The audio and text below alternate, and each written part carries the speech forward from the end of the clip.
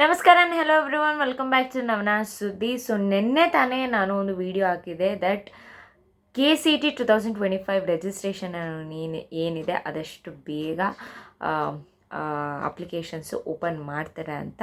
So ಇವತ್ತು news ಬಂದೇ ಬಿಡ್ತು.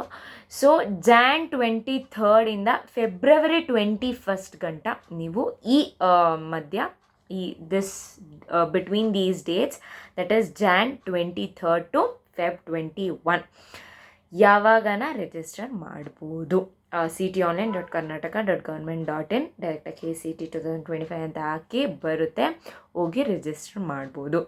So exam dates, so 16th April ಬಂದ್ಬಿಟ್ಟು ಫಿಸಿಕ್ಸು ಮತ್ತು ಕೆಮಿಸ್ಟ್ರಿನ ಶೆಡ್ಯೂಲ್ ಮಾಡಿದ್ದಾರೆ. 17th April ಬಂದ್ಬಿಟ್ಟು ಬಯಾಲಜಿ ಆ್ಯಂಡ್ ಮ್ಯಾಥ್ಸ್ ಇದೆ. 18th April ಕನ್ನಡ ಇದೆ.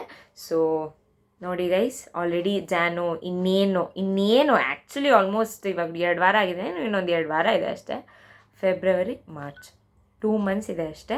So start your preparations right ನಾವು. ಆಗಲ್ಲ ಬಿಡಿ, ಎಲ್ಲರೂ ಮಲಗಿರ್ತೀರಾ. ಸೊ ಬಿಕಾಸ್ ನಾನು ಇವಾಗ ವಿಡಿಯೋ ನೈಟ್ ಅಪ್ಲೋಡ್ ಮಾಡ್ತಿದ್ದೀನಿ ಅಂದರೆ, ಸೊ ಇವಾಗ ನೋಡೋರು ಮಲಗಿರ್ತೀರಾ.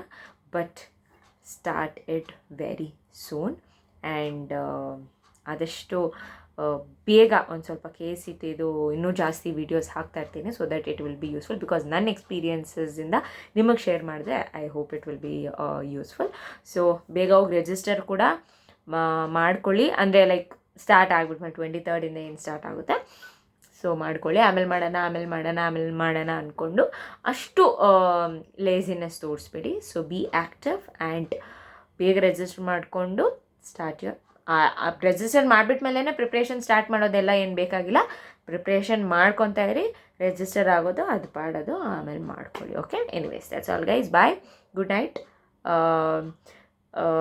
ಚಾನೆಲ್ ಇನ್ನೇನು 500 ಸಬ್ಸ್ಕ್ರೈಬರ್ಸ್ಗೆ ತುಂಬ ನಿಯರ್ ಆಗಿದ್ದೀವಿ. ಸೊ ಬೇಗ ಮಾಡಿಸ್ಬಿಡಿ. ಬಾಯ್.